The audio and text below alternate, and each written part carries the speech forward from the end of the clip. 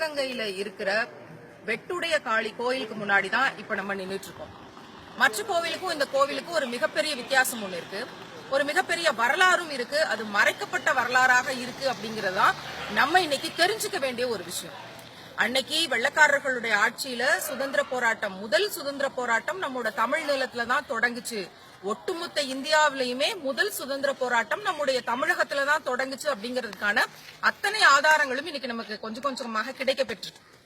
அப்படி வேலு நாச்சியார் வெள்ளக்காரர்களோட படையில இருந்து தப்பிச்சு திண்டுக்கலுக்கு போகும்போது இங்க இந்த காட்டு பகுதியில இப்ப நம்ம கொல்லங்குடி அப்படிங்கிற இந்த ஒரு கிராமத்துலதான் இருக்கோம். இது அன்னைக்கு காடாக இருந்திருக்கு. அந்த காட்டு பகுதியில உடையாள் அப்படிங்கிற ஒரு பெண், ஒரு இளம் பெண், திருமணமாகாத கன்னி பெண் இங்க வந்து ஆடு மேய்ச்சிட்டு இருந்திருக்கா. அந்த வழியில போகும்போது ரொம்ப தூரம் வந்த அந்த களைப்பின் காரணமா வேலுநாச்சியாருக்கு அவ தன்னிடம் இருந்த தண்ணீரை கொடுத்து ஆற்றுப்படுத்துறான். அப்ப வேலுநாச்சியார் சொல்லியிருக்காங்க, எனக்கு பின்னாடி வெள்ளக்காரர்களோட படை வந்துகிட்டு இருக்கு, நான் இந்த பக்கம் தான் போனேன் அப்படின்னு அவங்க தெரிஞ்சுக்கிட்டாங்க அப்படின்னா அவங்க என்ன கொன்னு போட்டுருவாங்க அப்படிங்கறத மட்டும் சொல்லிட்டு அவளுக்கு நன்றி தெரிவிச்சுட்டு அவங்க கடந்து போயிடுறாங்க. அப்போ அங்க வந்து உடையாள் அப்படிங்கிற அந்த பெண் கிட்ட கேக்குறாங்க, இந்த பக்கமா அரசியார் போனாங்களா அப்படின்ட்டு. இவ என்ன சொல்லி இருக்கலாம், எனக்கு தெரியும் தெரியாது அப்படின்ற ஏதாவது சொல்லி இருக்கலாம். ஆனா அவ என்ன சொன்னான்னா, எனக்கு தெரியும் ஆனா சொல்ல மாட்டேன் அப்படின்னு சொல்லி இருந்திருக்கா.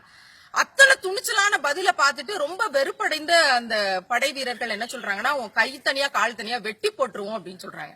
அதுக்கு அந்த உடையாள் அப்படிங்கிற அந்த பெண் சொல்றா, என்ன நீங்க வெட்டி போட்டாலும் நான் சொல்ல மாட்டேன், எங்க அரசியை காப்பாற்ற வேண்டியது என்னுடைய கடமை அப்படின்னு சொல்றாங்க.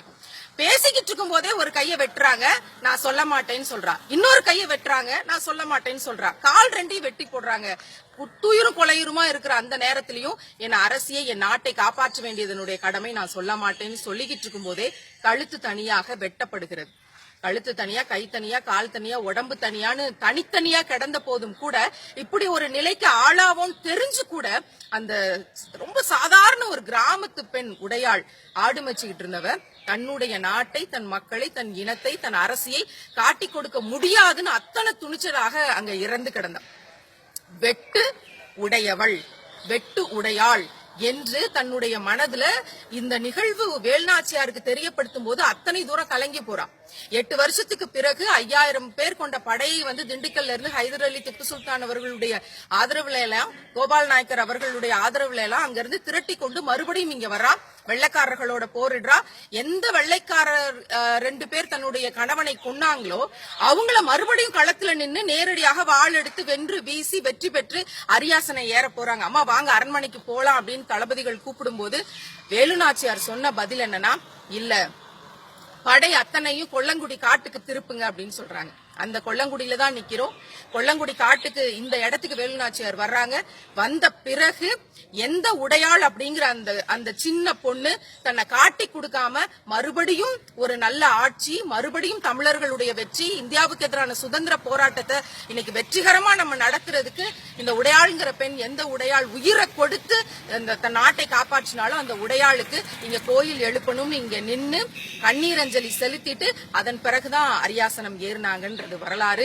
வேலுநாச்சியார் முதலாக அரியாசனம் ஏறின பிறகு இந்த இடத்துக்கு வந்து அவளுக்கு ஒரு கோயில் கட்டி ஒரு உண்டியல் வைத்து தன்னுடைய கணவர் தனக்கு கட்டிய வைர தாலியை அந்த இடத்துல இந்த உண்டியலுக்குள்ள முதலாக காணிக்கையாக செலுத்தி அவளை வீர வணக்கம் செலுத்தினார்கள். அவளை தன் குலசாமியாக நினைத்து வணங்கினார்கள்.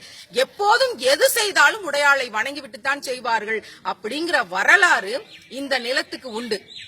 ஆனா இங்க வந்து கோயிலை சுத்தி பார்த்தோம்னா இந்த வரலாறோ, வேலுநாச்சியார் என்ற பெயரோ, அவளுடைய இந்த வீர வரலாறோ, வெற்றி சரித்திரமோ, ரத்தம் படிந்த அந்த சுதந்திர போராட்ட வரலாறோ எங்கேயுமே எதுலயுமே எழுதப்படல. ஆனா இந்த கோவிலினுடைய வரலாறுன்னு சொல்லி இந்த புத்தகம் வந்து இங்க விக்கிறாங்க. இந்த 20 ரூபாய் புத்தகத்தை வாங்கி படிக்கும் போது இதுக்குள்ள அந்த வரலாற்று செய்தி பொறிக்கப்பட்டிருக்கு.